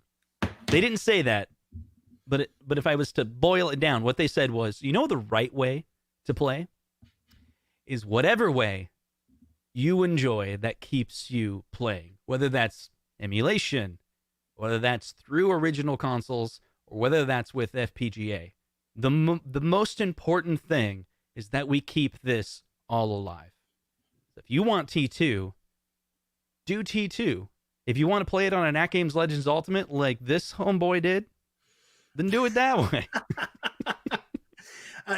I advise you to get some kind of gun. Playing with the trackball is okay, but not perfect. A real gun with bullets. Why would you play with a real gun with bullets? Because that's what you should do to the At Games Legends Ultimate. Then you'll never have to worry about those firmware updates again. You like The Simpsons? Oh, yeah. So do you remember the episode of Itchy and Scratchy that Bart and Lisa wrote? And at the end, Elvis pulls out the gun and shoots the TV. That's what I just thought of when you were talking about shooting the Games Legends. Oh, there's nothing on. Bam. Yeah, I need to watch that some more. I didn't watch like the later seasons. Yeah. And so Simpsons is a really great show to watch on Disney Plus because it offers multiple formats. Yeah. And multiple formats of 16:9 and 4:3. And you know how I love changing resolutions and making sure those aspect ratios are just right. So it's part of my job to test making sure that all the formats on Disney Plus are correct. Yeah. And I'm sitting there watching later seasons of The Simpsons that are in HD, that are natively 16:9, and I'm making sure that they don't have the 4:3 option, right? Because those are actually native. And I sat there and I'm like, these episodes are amazing. There is an episode where Homer is like, we should all get Hulu Plus. And it's hilarious because Hulu is the United States service that's now owned by Disney. But it's not called Hulu Plus. Yep. But it's like beautiful writing because here we are when it's like, anyway. So the funny thing about this is the future is not yet written. I actually read an article today talking about people who actually prefer the newer Simpsons episodes over the older ones. And it's so interesting to hear you talk about that now, saying these new episodes are pretty good when everybody else is like, they're horrible. Yeah, I don't really have a good take on the whole thing because, again, I watched them when I was a kid, the early seasons. Like, dude, I remember watching whatever, season 1 or season 2. This, at first it was kind of like this edgy thing. And then there's that one episode where Bart actually is like, I love you, Dad. You remember that? The one where he's like, Homer pushes him out of the way and he's going to go on this skateboard, and Homer does the thing that, Bart shouldn't do. Springfield Gorge. It was a turning point. Yeah. It was a turning point for the entire series. And that's when I was a kid watching it. Yeah. Like when it came out, I was like, this is a really good show. They changed the entire show. And I watched for years and it was fantastic. And then it got like real weird and political and I stopped watching. Yeah. but now I don't know what I was at, like season 25 or something. Yeah. And the entire episode was just hilarious. And it was super like callbacks to the 80s and 90s. I was like, okay, I got to get back into this. I find Simpsons really good. It's just what I found was time. And like when I really got into The Simpsons when I was younger, especially rewatching the older seasons, I was like 17 years old. I didn't have anything to do. So I just sit around watching reruns like all day long. And Simpsons would come on at 5:30, at 7:30, and then like again at 12 o'clock on night on Fox. It was always the same episode, and I watched it 3 times that day. Like I was just really super into The Simpsons. But now it's like Sunday night, and I'm like, there's a million things I got to do. Do I want to give Simpsons a half hour? But streaming services make it so different because you can watch it at your convenience. Well, we've got PVRs now too, but time, that's the essence now. And then being selfish and saying, I really want to go back and watch the stuff I know was hilarious. Like when Conan was a writer from season 4 to season 5. So, are you going to get the Simpsons cabinet? Boom! There was some news that came out today that we should actually talk a little bit about. Simpsons Cab from Walmart was actually delayed. Right. 19K Fox actually showed like, I'll be fair, I didn't see it. Yeah. But I listened to it because sometimes I have YouTube Premium. By the way, I love YouTube Premium. Like I, for a long time, was like, I'm not going to get that. But I use this platform like crazy. And one day I was like, I'm going to try it. So I had like a trial or something. Now I can't cancel. But one of the cool things about it is you can close your phone and just listen. That's a simple feature. And then there's no ads. So a lot of times this has really helped me because there's a lot of content in YouTube I want to keep up with, especially like people that are like, that I want to support, like 19K Fox or like yourself. And so today I needed to go take my daughter to dance. I'm not gonna I can't watch it, but I plugged it in, just listen to it. I kind of made a little quick playlist, and I just hit play, close my phone, face it down, go. And this is how you can, by the way, for those of other YouTubers that are out there, it's one great way to figure out if your quality of your content is good. And 19K Fox is really good because I listened to his entire thing, and he told me everything that he was showing, and I didn't have to see the screen. And it was like he's got a lot of good experience with doing podcasts, so I think that's shining through. But anyway, yeah, he was explaining how he didn't receive or he got a delay notice, right? He got an email. It's good that they're just not leaving people in the dark, because they've done that before. People are like, "Where's my order?" So who's it good for? Is it good for Walmart or Arcade1Up? And here's the question: whose problem is this? Do you understand what I'm saying? Like, is the delay Walmart or is the delay Arcade1Up? And who should be the one notifying people that there is going to be a delay? But on the other side, I'll come back and tell you that it's the Walmart cab, the cheaper cab, but yet we're being told in Canada there's no delay. Yeah, Canada doesn't count. Well, I think Walmart.ca is a different business, essentially, right? I mean, for a long time, their in-store and online were basically a different division. Oh, no. They've collapsed a little bit. I'm not talking about that. The Walmart cabinet. I'm saying that the reason might be production. The Walmart cabinet might not be in the cheaper cabinet without the stool, which is the only cabinet coming to every retailer in Canada. And not Walmart in Canada. Oh. Everyone in Canada says they're still on track.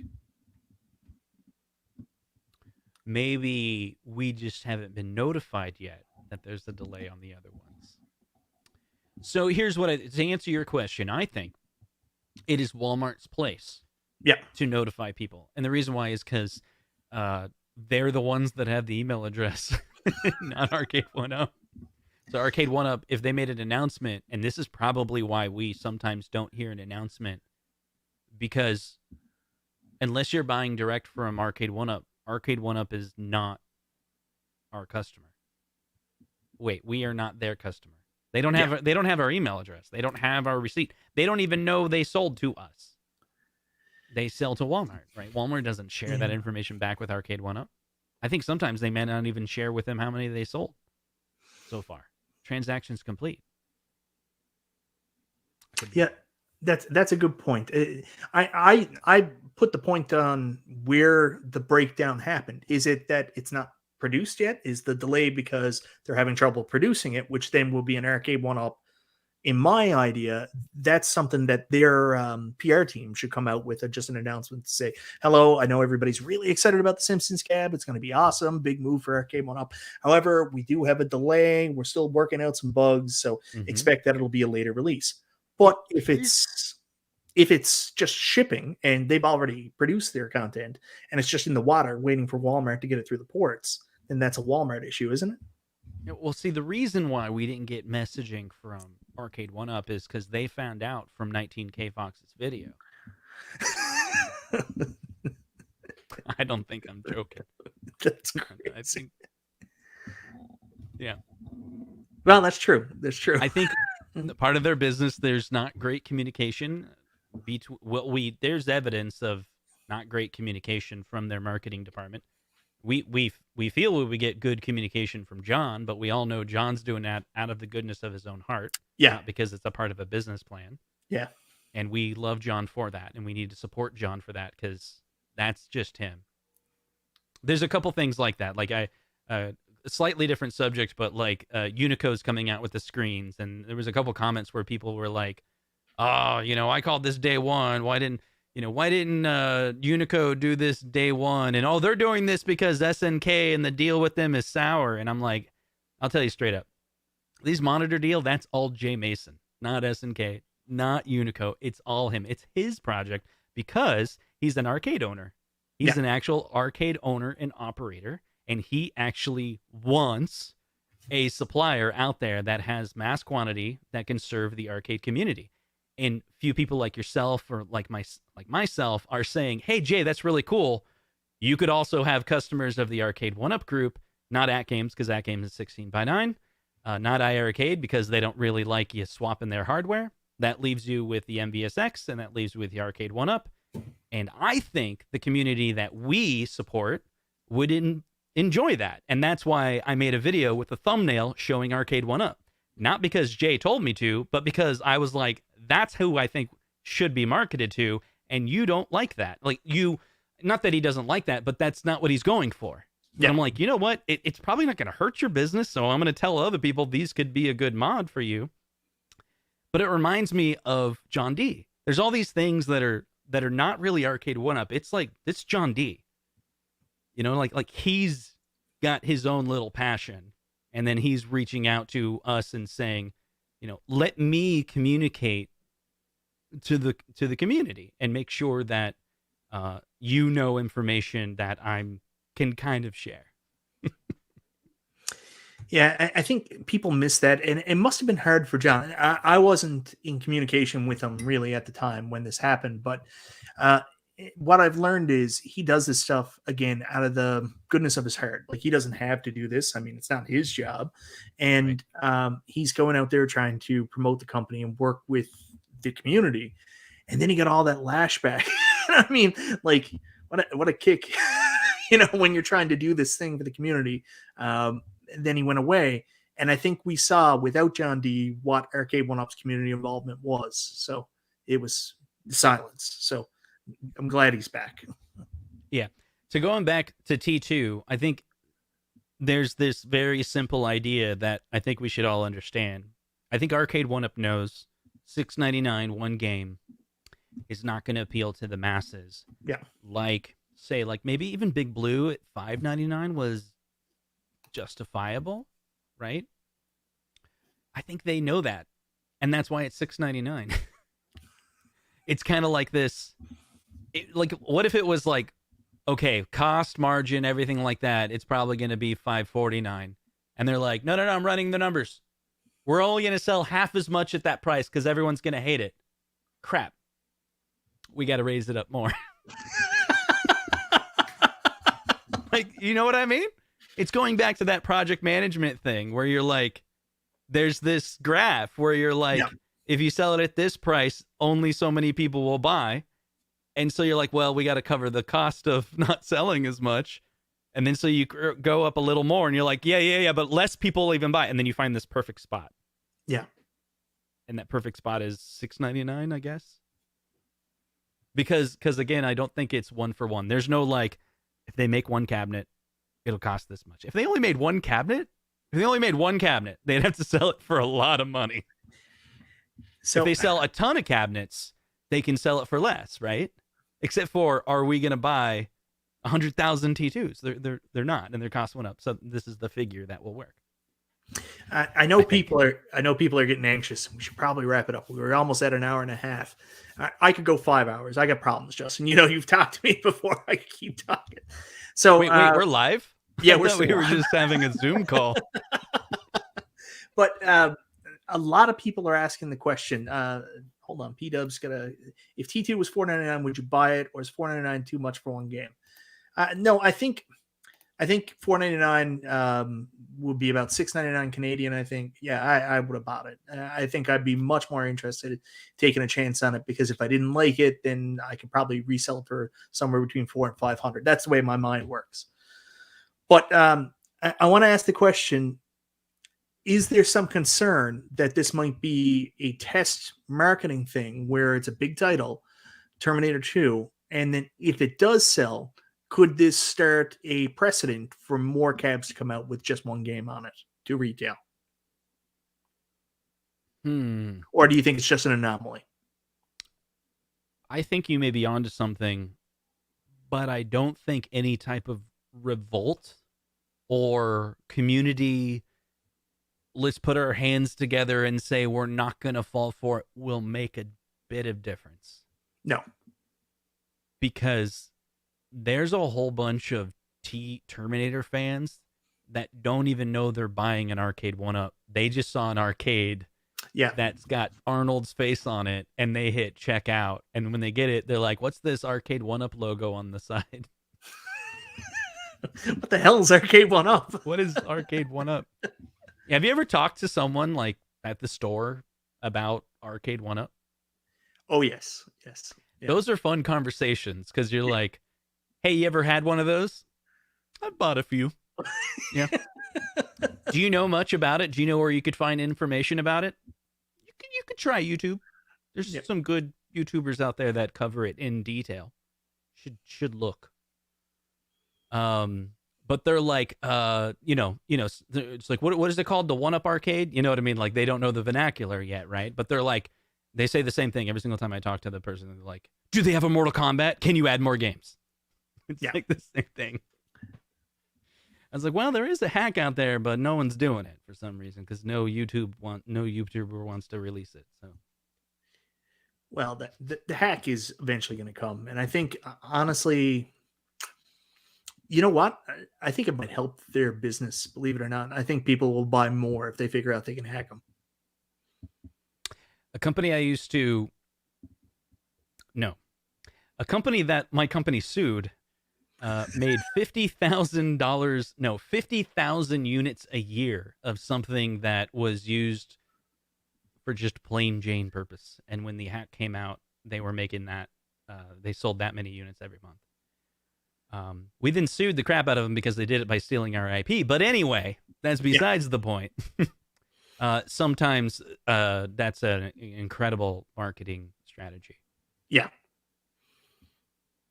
I mean, what was it? I'm trying to remember now. I think the Nintendo consoles would have sold themselves, but like the PlayStation Classic, like that was dead. DOA. It was dead. It was horrible. Like I bought 3 of them only because you could possibly hack it, and I got them for $25. Yeah, and that's when the market picked up after they were hacked to death, and guys like Nostalgia made a name for himself with YouTube videos. That's when people started getting interested.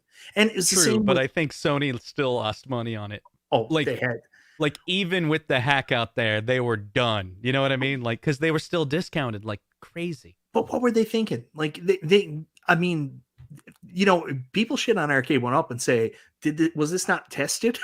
This is the PlayStation Classic. Like, how did that come out with, European emulation? I mean, like, it was nuts. If I'm remembering correctly, the Sony Classic was discounted within a week to like, my Target had it for like $25 within a week. I don't know. Am I remembering incorrectly? I don't know if it was a week, but like I pre-ordered it here in Canada and it was like $150 or something like that. And I got it and then I put it aside. My wife was going to give it to me for Christmas. And then by the time Christmas came around, it was already discounted down to like $79. So basically I got it Christmas morning and said, thanks, honey. Went right back to the store, got a refund, and then just bought it again for the lower price. Right. I think in the end, I bought a couple for $5. Yeah. And then I gave them to coworkers in Colorado. And then I came back 3 months later to visit and they were still on their desk. They didn't even bring it home. They didn't even remove it from the box. It was literally a paperweight. In-box paperweight. What I do like about it, I do have one nice story of it. Like my brother-in-law, he is like 10 years younger than me. We don't have a lot in common, but like the gaming stuff, he doesn't really get that. But we always think back to our youths playing like NES, Super Nintendo. His youth was basically playing PlayStation. So he always talked about it. He's not the kind of guy to go out and buy himself anything, and like definitely not video game related. But when those PlayStation Classics went on sale here in Canada for $29, I made a point of going out and getting them one. And then like my sister-in-law, she wrote me and she was like, yeah, he's out there sitting in the couch, sitting on the floor in front of the TV playing his PlayStation Classic, Indian style, just like we did as kids, right? He was the one person that enjoyed it. Tekken's just like I remember. Oh, wow. I felt, this is going way back, way off subject, but I thought not putting Crash on it was their fall. But later I found out it was just the horrible emulation and everything else. Yeah. So the first game lineup came out and people got really excited because we got like Final Fantasy VII, which was 100% had to happen. And thankfully, with it being an RPG, it was one of the only games the timing issues weren't really that big a deal. Oh, really? Yeah. Right. Yeah. Right. And like a lot of those RPG games, like even if there's lag, you're like, not a big deal. Lag on Wild Arms isn't going to kill you. That's right. Lag on Tekken? Yeah. It's over. But anyways, T2. So we're gonna now side load. We're gonna go to Nostalgia's channel and find the hack for the Sony Classic, because clearly everyone got it for like $29. You're gonna side load T2 onto that sucker, and then play it to your heart's content, and then we just saved everyone $700. I don't think it can be put simply as like, we've been having fun with Zero Hero the whole time. He's like, it's $100 a level. It doesn't. You can't look at it that way. I mean, again, it goes back to that conversation. I know you're looking at that. I'm just imagining like sitting there. You buy it, Mike, and you're like, all right, and you're playing it. You get to the second level. I just wasted $100, honey. That's gotta burn. It is. We do got to be fair. They've improved upon some things of the big Buck Hunter cabinet. It's going to be higher. Still got that smaller screen, which people are going to be upset about. But the good thing about the smaller screen this time is with T2, it's a more close contact game. So I'm interested to see reviews to see if you can stand closer to the screen, because you kind of got to. It's going to be force feedback in the guns. It's going to have a lit marquee. So there's a lot of improvements over the experience you guys had with Big Buck Hunter. Yeah, it's Buck Hunter 2.0, huh? To the next level. Yeah. They keep on improving. That's cool. They did it with Sinden light gun technology, which is kind of, I guess if you're going to do a light gun technology, I'm glad they did Sinden. I think there's some new competition that's out there, but he's probably the first commercial product. Yeah. That's we're still waiting for the, Polymega also has a partnership with the Sinden technology. There you go. Just wait for the Polymega. Oh wait, Polymega you can only play authentic cartridges, and there is no T2. I got nothing. You got Buy nothing. the $700 T2. Let's all do it. We'll make a pack. Hit one in the chat if you're with me. We're all gonna buy the T2 right now. We're gonna pre-order it. I'm not gonna kid you. Use my affiliate link. I do question that. Whenever you see a YouTuber share like the links, you're like, is this an affiliate link? Yeah, I'm gonna start doing a thing where in my channel I'm gonna have like this, Yeah, actually I should do this. I helped Bob. Bob now has like this website that I put together that's like RGB links. So everything that he links is controlled by this RGB link. And it was a fun little project. And I'll offer that service to you, Michael B. We'll find a good domain for it. Here's what you do. Is we'll make the domain something like, this is an affiliate link, right? So then you never have to comment down below that this is an affiliate link. It's literally in the URL, right? It's like, this is an affiliate link.com. There you go. John D bought five cabinets. John, have you played Terminator 2 yet? The Arcade1Up version? When you were in Florida a couple weeks ago, did they have one there? A couple weeks ago, last week. You're pretending like he can answer back. I don't understand this. Like, you're talking to John like he's going to respond. Yes. See, he did respond. He did respond. Okay. Yeah. I'm waiting to see how it plays. Do you know why he has 5? That. Why? He told me. You get one. I get one. P-Dubs gets one. 19K Fox gets one. And I think that's it. Nostalgia didn't want one. So there you go. I'm waiting to see how it plays. Like, I mean, the big thing for this is up close shooting. With T2, you're going to have to do it. So it's going to be interesting. I think I'm on the situation where I'm really interested in T2, but I got to see.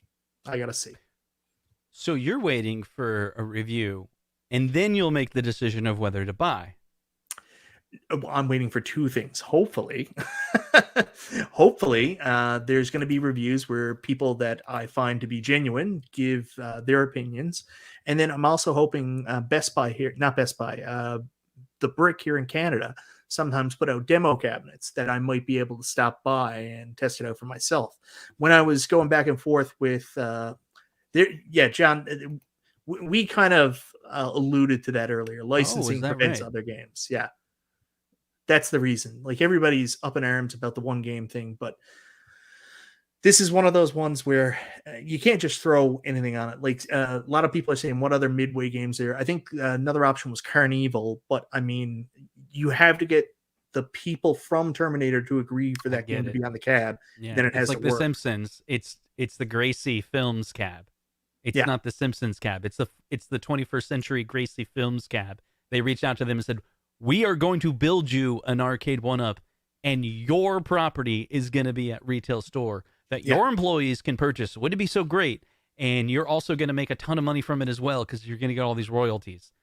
And when they go to what is it, James Cameron? This is the James Cameron cab. And if it sells well, we're going to get an Aliens cab or something, right? Yeah.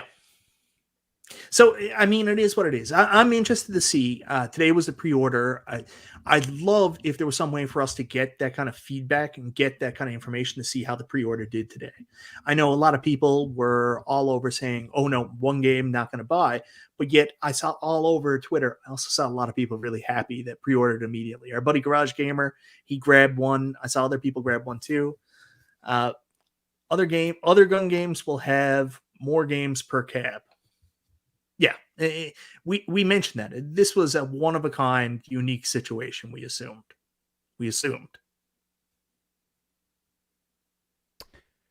I'm sure it could be repeated. Sure, right? For a specific game. Yeah. Like their next one's going to be the Aerosmith cabinet, right? Yeah. Aerosmith would be a tough one to put something else on. It's going to be exactly the same. They're like, look, this is great. We can sell the same cabinet twice. We just reskin the T2 with Aerosmith. Yeah. Same hardware. It's coming, John. Watch. So John has pretty much confirmed the next cabinet is, in fact, going to be House of the Dead. That's what I got from that. You too, Justin? Yeah. Yeah. You heard it here first on the Michael B. show. Shillin' chat. Shillin' chat, right? Shillin' chat. Shillin' chat. Yeah. Anyways, T2. Guys, if you're going to get it, get it. Don't let anybody tell you or try to make you feel like you're dumb for wanting something. Just get what you want to get. Spend your money how you want to spend it. Don't worry about what anybody else says. Just get what you get. If you don't want to get it, then don't feel get like it. You have. Yeah. And then when people shame you, just, I don't know, that's tough, man. When they shame you, I don't know what you're going to do. You just... Okay, buy it. Just buy it. I can't do the shill act anymore. I'm not good at it. Yeah. The thing is, you just say what's on your mind. You don't worry about it. And then... Yeah. And then you make a lot of jokes, right? Is that how it works? Yeah. You backtrack, make jokes. Very easy. Very easy. You got to teach me, man. You're the Yoda of the community. Shill and chat. Of course I do. Hey, if you're gonna steal my thumbnail styles, you gotta let me steal your shilling, okay? It looks so pretty, Justin. I couldn't help myself. And I told you this before. I told you I watch what Mason does, and if you do a gradient that's red and purple on all four corners, I'm gonna kill you. No, you have to give me a year on that one, okay? I'll give you that. I've been really enjoying the blue to pink gradient, the New Day gradient. That's what I've been working on. That's my gradient, dude. What the hell? No wonder you like it so much. Glenn, what's happening, brother? Glenn's retro show is here. Glenn said, I'll bring up the comment here. The arcade game had one game on it. So if you like the game, get it. Oh, that's good. It's just like the original. It's arcade authentic. The original only has one game. You guys said you wanted it more authentic. Yeah. John hooked you up. I don't know. It really is a hard one. Like I mentioned, this is one that I dreamed of them making and I want it. But the holdback for me is the difference in the gun technology. I'm going to be honest. Difference in the gun technology and the price. That's where I'm wavering. I'm still really interested, but I just want to see how it works. I think there's... Okay. I know what would sell you. Okay. I don't think it's true, but I'm just going to say it out loud because this is a casual show. That's the whole point, right? Yeah. If when you pull the trigger, if there's a little flash, you'll buy it. Oh, I know what you're talking about now. If they kind of snuck in some lighting that's tapped into the PCB maybe, or they just did it on screen, they're probably gonna be like, we couldn't do that because we were afraid of like seizures. And well, that's a real thing. People get flashes of it. But the real arcade had this thing where it would flash lights at the screen. Any minute John D's gonna like let us down by saying, sorry guys, we didn't add that. But if it had like a cool feature like that. The other thing I was thinking of, everyone keeps on making fun of the behind the scenes. What if it's exclusive behind the scenes footage that they actually captured because James Cameron or whoever's doing the license is like, we've been sitting on this. Here you go. Here's a little MP4 file you can throw on there. Might sell a few more cabs. That was exclusive footage, and we watch it. We're like, oh my God, it's Linda Hamilton with her twin. It's that scene. Remember? Did you ever watch that behind the scenes, the DVD? No. Oh my God, you didn't know that, dude? Linda Hamilton. Is that her name? Linda Hamilton. Yeah, Linda Hamilton. She actually has a twin. And they spent so much money on this scene where it's her and her twin, and they made it look like it's a mirror, and they're in freaking Arnold's head. And it got cut from the movie. Yeah. Anyway. Zohar, thank you so much for the super chat, brother. I think it's fair that we know what the behind the scenes footage is all about. I actually have an exclusive. John D says it's no exclusive footage.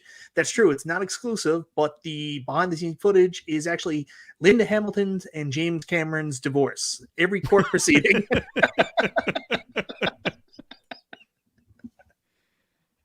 The exclusive footage is like, never mind. It's John D. Just talking. It's just John D living his normal daily life. I really love this game. I think I wouldn't fixate too much on the extra footage. I think they're just trying to add some value to it where they were limited to what they could add.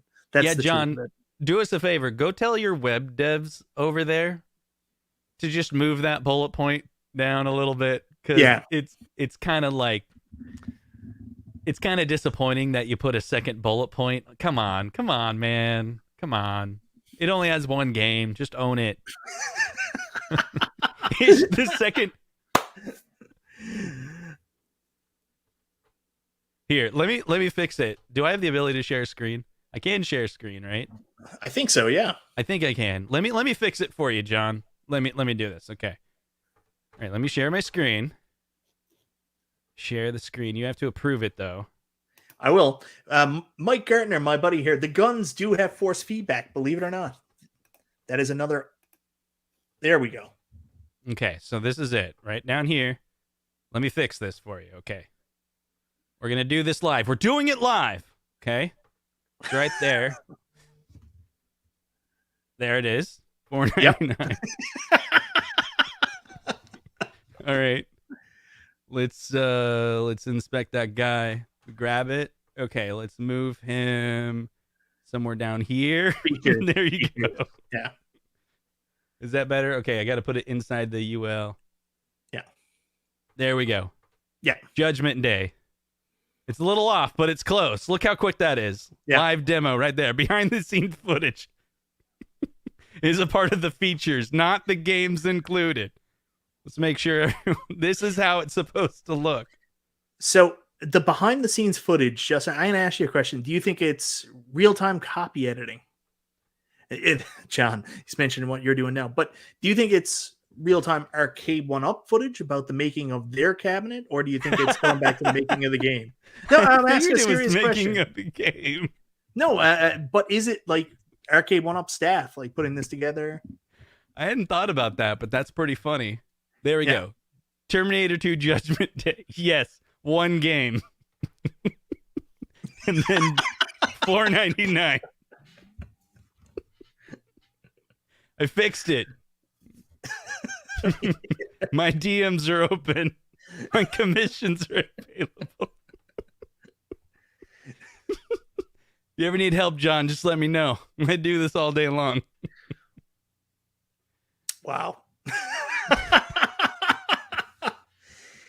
Yeah, it's a tough one. I'm really excited for this, but I wish I wish I knew more about what the experience was going to be like. That's really what's holding me up. I'm fine with the one game. I don't really have a problem with that personally. It's the price and the experience. That's what I want to know. Yeah. We'll find out, right? Let's see. Behind the scenes footage. We have no clue what this is. Yeah, there we go. I don't know if this would. I don't know if this would be possible, but I will tell you, if you're looking to add more value, if they could have added online play, so that I got it. I got you. I'm gonna fix it. Keep going, man. Keep going. Yeah, if they could have added online play, like it's one of those games where 2-player, and that was half the fun in the arcade, just playing against some random person or a friend. Man, there we go. That would be pretty dope if they had online play on it. I think maybe that would also have been a selling point. Would you buy it now? Terminator 2. Yes. Just one game. We're going to own it. Behind the scenes footage, we have no clue what that means. But it has Wi-Fi leaderboards and online play. And it's only $4.99. Yeah. Sold. Black Friday deal. Right, another request. Can we get a liquid metal sign? Jason M. Thank you very much for the super chat, by the way. That's kind of funny. That's not bad, actually. I mean, like, Tastemakers makes those tins, right? Yep. Did they get the license to be able to sell some of the merchandise as well? There we go. Ryan, he's like, the shipping's $2.99. Looks pretty too. It's a $4.99 cabinet. Shipping $2.99. Yeah, well, we'll see. I'm interested to see how this cabinet did. I'll probably be able to find out from some of the retailers here in Canada how their pre-orders went. I wish there was some way we could find out. So it'll be interesting to see how this does with one game. Let me see if I can help. Hey, John, how many did you sell today? Put the number in the chat. Do you think that'll work? Yeah. I don't think easy. It'll work. No, I don't think that's going to happen. He might throw a number. He's just going to say 1. 19K Foxes pre-order. We had to change the price. We're not selling as much. His cabinet now costs $30,000. $29,000, he's saying. Yeah, it's probably accurate. Shit. Yeah. Why is it shit? I mean, I'm not surprised. I mean, there's people out there that are going to buy it. It's Terminator 2. I told you, man. This video won't get 29,000 views, and even if it did, only a fraction of a percentage of people would even listen to anything that we're saying and make a decision on it. There's 29,000 people that, let's not say out loud exactly what happened. But yeah, I guess Jay's like, okay, so they made $20 million today. But see, if you look at the numbers like that, and that's that project, going back to that project management concept, right? Yeah. If you think you're only going to sell, I don't know, whatever, 100,000 of a certain unit, and you do the multiplication of how much you make, it's a ton of money. But then, like, if you put in like how much it costs to fund those projects, right, end to end, it's a lot of money. 19K Fox, we've been talking about you all night, brother. Justin seems to be a very big fan, so I hope you've seen. I'm on this new kick where I'm playing opposite day. Some YouTubers don't like talking about. I'll be honest. I showed you, John. I showed it to 19K Fox. Remember yesterday, or Mike? I was like, Yep. I planned a podcast episode, and I was about to hit send on what it was going to be, and I was like, wait a second. 19K Fox does a show on Sunday as well. And I usually don't see what he's doing. I'm like, I'm going to go check. There's no way. There's no way that he has the same. And it's literally like the same concept, like 100% the same concept. So I switched it. Let's talk about Partycades.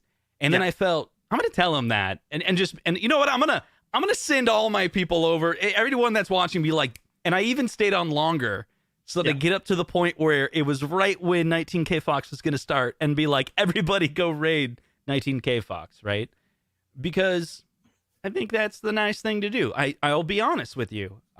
Is the word honest? No. I'll be frank. I'll be clean. sometimes we have this knee-jerk reaction, and that's so true with so many things. Like when you first learn about something, like at our company, everything is changing. The departments are completely changing. It's like you're going to move over here and you're going to move over here. It's kind of reorg. And there's this instant reaction that I'm like, I hate it. Don't want to do it. Not going to happen. Literally, me and a couple coworkers are like, this is not good, man. My new boss is like some dude from Hulu. Like, it's like, I don't even know who this guy is. Like, this is like, I didn't get this job to do this job, right? And literally, you think about that so much through, and come to find out, actually meet with my new boss. I meet with my new boss. And I say, you know what? I'm going to have a practical conversation with him. I'm going to write down all these things that are going to pour out information from him of like, you know, what we're actually going to be doing the next couple of years. 15 minutes into the conversation, I realized I know him. I met him when I interviewed at Hulu in 2017. I know this person. And he was the coolest guy that I had ever met. One of the best software developers that I ever met. And I wanted to move to Seattle to work with him. He's going to be my new boss. I couldn't be more overjoyed. Like, actually, and I'm like, are we going to do this and this and this in the new department? He goes, no, you're going to do those things because you love that and it's your passion. And what about this idea? And I'm like, no, we're going to do that. He's like, if you want to. And I'm like, this is the best thing ever. So we have this knee-jerk reaction to just hate on something that's change, right? Yeah. Hate on something or just whatever. And I'm somehow tying this back into 19K Fox. I had a knee-jerk reaction to be like, you know what? I'm going to do the show, my show, and I'm going to do it, and I don't care. Then you know what I said? That's mean. You know? It's mean. So you know what? That's a great topic.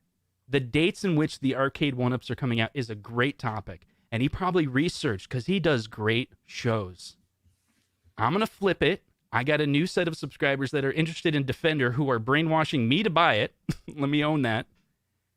And I'm going to talk about that topic. And then because the topic is so good, the idea of this is when they're coming out. Are you going to get it? Yes or no? Let's send the people to 19K Fox where he killed it. I was in the chat. He did. It was way better than the show that I had planned. And I admit that. He killed it. And that's okay. He's a good guy. I like 19K Fox too. I'm like, you know what? I'm gonna go on Michael B's show too. I sent Justin the thumbnail earlier, and I was like, I stole your thumbnail. And he's like, is it an invitation to come on? And I was like, yeah. Yeah, that's right. That's okay. So I think I'll get my T2 before my Simpsons. Thank you so much for the super chat. You want to know something? I don't know when this stuff is coming out. Like, I thought for sure Simpsons was on its way, and I was expecting it like any day now. And I was like, oh, you know what? X-Men's going to be delayed. Yet X-Men is the one that's actually out to consumers first, regardless of the fact we don't have that inside info. We haven't heard about the port information, but we're seeing X-Men hit people's homes. So I don't know. There's a possibility you could get your T2 before your Simpsons. Anything can happen. Up is down, left is right. Dogs and cats living together, mass hysteria. Mass hysteria. But you know, would you buy the T2 if it had that coin door? I would. The coin door is nice. And I have really bad OCD too, so the consistency is killing me. And I'm looking at Big Blue and I'm like, Bison's face, I hate you. Where's my coin door? Have you seen some of the reviews, or people are posting pictures and videos of the X-Men, and it looks like that whole coin door is detachable. Like you have to set it in, it looks like. Is that right? Yeah. I saw someone place it in, and I'm like, that's cool.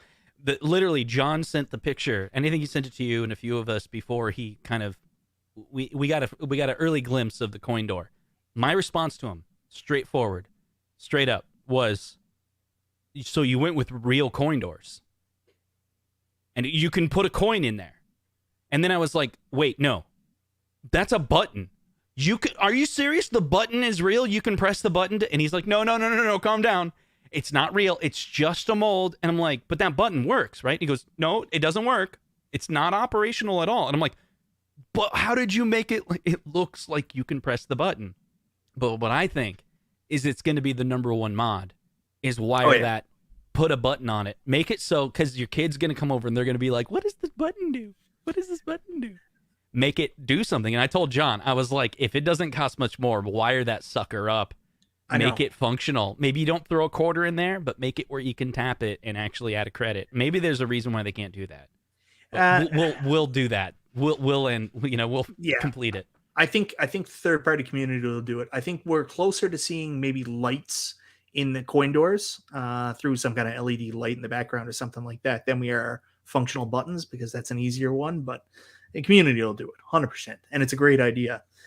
Mike Sarna, thank you again for the super chat, brother. I really appreciate it. And I agree. John D, your Halloween costume this year killed. Like, amazing. Squid Game, good job. Yeah, there was a coworker at work. You know, everything's Zoom nowadays, right? Yeah. And so we're still on Zoom, and you know, everyone's lightening up in Zoom, and it's just standard. And this one guy, he's just straight up, you know, like wearing the Squid Game mask. He's like, "Hello, guys." He's doing the voice. I haven't seen it, but it was hilarious. Yeah, he like had it down. He had green screen behind him and everything. Went all out. He was the one person that dressed up. Anyway, so John actually put this up. I can't find the comment, but he also said realistically they don't know what the number sold is. They won't know until tomorrow. So there's a day delay for their early pre-order numbers. Probably a good guess, though. Yeah. But I mean, I don't know. I think it is going to sell well. I think that you're going to have some hardcore people and some more multi-cade inclined people that are going to be put off by the one game, but you're going to have probably a lot of casuals first time into the industry. And we see that. And like, I still see that on the 1UP Global fan page. You see people and they're like, they'll show the new cabinet and they're like, third one. And I'm like, I remember those days. You're like, third one. Call me when you're buying multiple at a time.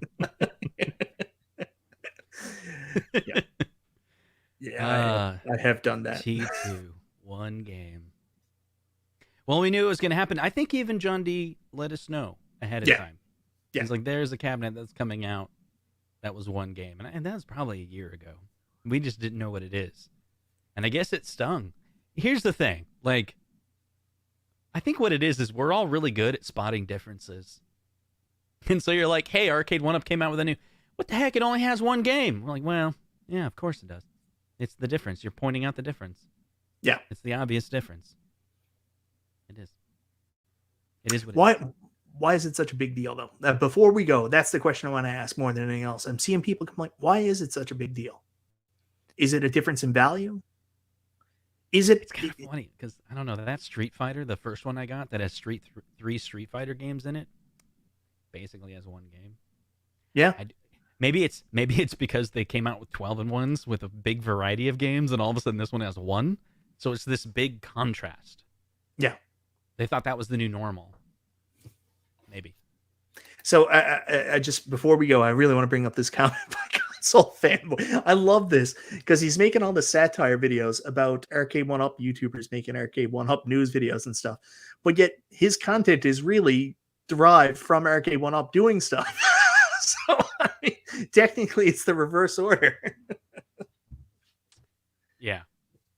Yeah. Console Fanboy doesn't know like how much of like an impact he has on this community. As a quick example, he did an entire video about eggs, and that is now in the top 10 sold games from iArcade, according to their website the other day when I checked.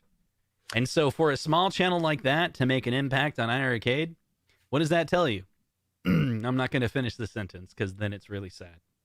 And the last piece of news before we got to close up for the night, guys, as John D has confirmed, future cabs will have 1, 2, 3, 4, 5, 6, 8, and 12 games. So for you fans out there, 7, 9, 10, and 11? Come on. I know for you fans out there looking for those numbers, I'm sorry, you're out of luck. Oh, no.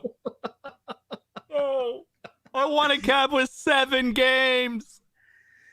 All right. Well, anyways, guys, 2 hours. This has been nuts. So anyways, I hope you guys have a wonderful Monday. Thank you so much for tuning in. Terminator 2 pre-orders hit today. If you picked it up, I hope you're happy with your purchase. It's a very interesting cab, and it'll be interesting to see how this does for Arcade1Up. It's a long sought-after cab, one of the biggest shooters, and hopefully for them, it was a smart bet to go with the one game, and it'll work so we could get more shooters in the future. And if it doesn't work, Well, then that sucks. Yeah, James Cameron's never going to answer the phone again. We're never going to get that Titanic cab. Never. Be a great game, right? Can both people fit on the door? Oh, they obviously can. They totally can. Especially if they take the life preserver and wrap it around and it gives the extra buoyancy, then both people can sit on there, and not freeze to death. But just wasn't in the script. No. Can I get on the roast? There's no. I'm not going to get into that. Yeah, I think we do, John. I think we do. We have a lot of fun. And Justin, thank you so much for doing this, man. I really appreciate you coming on tonight, staying with me 2 hours. I would go another 4 hours, but that's not sensible. You're a practical man, and that's why you're not buying T2. I get it. Well, no, let me preface that. I'm not buying T2 yet. Yeah. All right, guys. Oh, it will be his. It will be his. Have a good night, guys. And we'll talk to you next time. I'm actually going to remember.